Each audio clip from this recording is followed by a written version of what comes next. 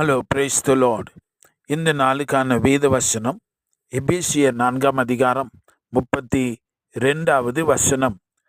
ஒருவருக்கொருவர் தயவாயும் மன உருக்கமாயும் இருந்து கிறிஸ்துக்குள் தேவன் உங்களுக்கு மன்னித்ததைப் போல நீங்களும் ஒருவருக்கொருவர் மன்னியுங்கள்.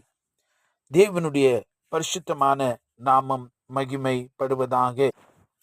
நாம் ஒருவருக்கொருவர் தயவாய் என்று சொல்லப்பட்டிருக்கிறதை பார்க்கிறோம். தேவன் நம்மேலே எவ்வளவு தயவுள்ளவராய் அவர் இருக்கிறாரே. இன்றைக்கு நாமும் கூட சகோதர சகோதரிகளாய், தேவனுடைய பிள்ளைகளாய் நாம் தயவாய் இருக்க வேண்டும். தயவு பரிசுத்த ஆவியானுடைய கனிகளிலே அது ஒன்றாய் இருக்கிறது. நாம் தயவை, இயேசு கிறிஸ்துவின் குணாதிசயத்தை, தாழ்மையை, அவருடைய சுவாபத்தை நாம் தரித்து கொள்ள வேண்டியது அவசியமாயிருக்கிறது. இன்றைக்கு நாம் ஆசீர்வதிக்கப்படுவதற்கு ஒரு முக்கியமான ஒரு காரியம், வழி என்னென்று சொன்னால், இயேசப்பா சொன்னார், நான் உங்களுக்கு மன்னித்ததை போல நீங்களும் பிறரை மன்னியுங்கள் என்று சொல்லி, kindness and compassion cultivate and forgiveness. நம்ம தயவாய் இரக்கமுள்ளவர்களாய் இருக்க பொழுது மட்டுமே நாம் மற்றவர்களை மன்னிக்க முடியும். எனக்கு அன்பான தேவனுடைய பிள்ளைகளே, நாம மற்றவர்களை மன்னிக்கணும் என்ற மனது எப்ப தெரியுமா வரும்?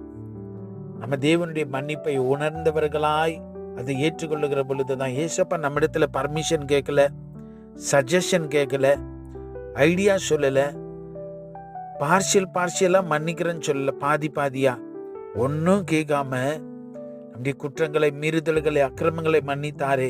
நீங்க அதை நினைச்சு பார்த்தீங்கன்னாவே நம்ம யாருக்கெல்லாம் மன்னிக்கணுமோ அவர்களை மன்னிப்போம். இன்னைக்கு ஒரு பெரிய கிறிஸ்துவ வியாதி என்ன தெரியுமா?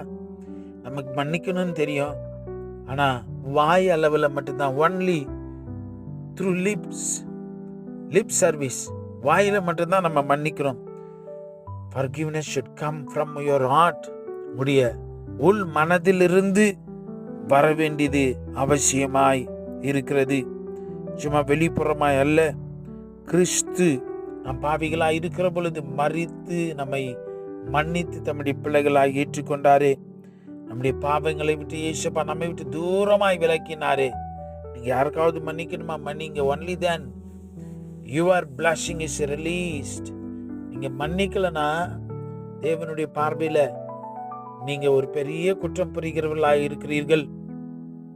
நம்ம மன்னிக்கலன்னா அது பெரிய பாவமா இருக்கிறது. ஏசப்பா மட்டும் நம்ம பாவத்தை மன்னிக்கணும், குறைகளை மன்னிக்கணும். ஆனா மற்றவர்கள் நாம் மன்னிக்காவிட்டால் அது நியாயமில்லை. அருமையான தேவ பிள்ளையே, இன்னைக்கு நிறைய பேர் பிசாசுடைய தந்திரத்திலே இந்த காரியத்தில் விழுந்திருக்கிறார்கள். நாம் அப்படி சிக்கிக் கொள்ளக்கூடாது. மனதார ஏசப்பா நமக்கு மன்னித்ததை போல மன்னியுங்கள், உங்களுடைய ஆசீர்வாதங்களை பெற்றுக்கொள்ளுங்க. நீங்க மன்னிக்கலன்னா என்ன தெரியுமா? நாம நினைக்கிறோம், நான் உங்களுக்கு மன்னிப்பு கொடுக்கல, அவங்க நல்லா தான், சந்தோஷமா தான், ஜாலியா தான் இருக்கிறாங்க. ஆனா நீங்க தான் அந்த பாரத்தோடு, வேதனையோடு, நெருக்கத்தோடு நீங்க வாழ்றீங்க. பிசாசு உங்களுக்கு வேதனைகளை கூட்டி கொடுக்க வைத்திருக்கிற தந்திரம் தான் இது. ஈசப்பா செய்ததை போல மன்னிங்க. அந்த கிறிஸ்துவின் அன்பு உங்களை மூடட்டும். தாழ்மைப்படுங்கள். மன்னிக்க வேண்டியவங்களுக்கு மன்னிங்க. Unconditionally forgive them. ஏசப்பா உங்களை ஆசீர்வதிப்பார், உங்களை உயர்த்துவார். நாம் ஜெபிக்கலாம். பரலோகத்தின் பிதாவே, மகா பெரிய இரக்கங்களுக்காய் ஸ்தோத்திரம் ராஜா. நீர் எங்களை அளவு கடந்து நேசித்துக்கிறேன். எங்க மேலே வைத்திருக்கிற தயவுக்காய் ஸ்தோத்திரம் ராஜா. நாங்கள் இன்றைக்கு யாருக்காவது ஆண்டவரே மன்னிக்க வேண்டும், ஆண்டவரே உம்மை போன்று நாங்கள் அதை பின்பற்றி ஆண்டவரே மன்னிப்பை கொடுத்து இப்படி இரக்கங்களை சுதந்திரித்துக் கொள்ள நம்முடைய பிள்ளைக்கு கிருபை செய்வீராக. பிசாசுடைய தந்திரங்களுக்கு விழாதபடி இருக்க கிருபை செய்யும், தயவு பாராட்டும். இயேசுவின் நாமத்தில் ஜெபிக்கிறோம் பிதாவே, ஆமென். God bless you.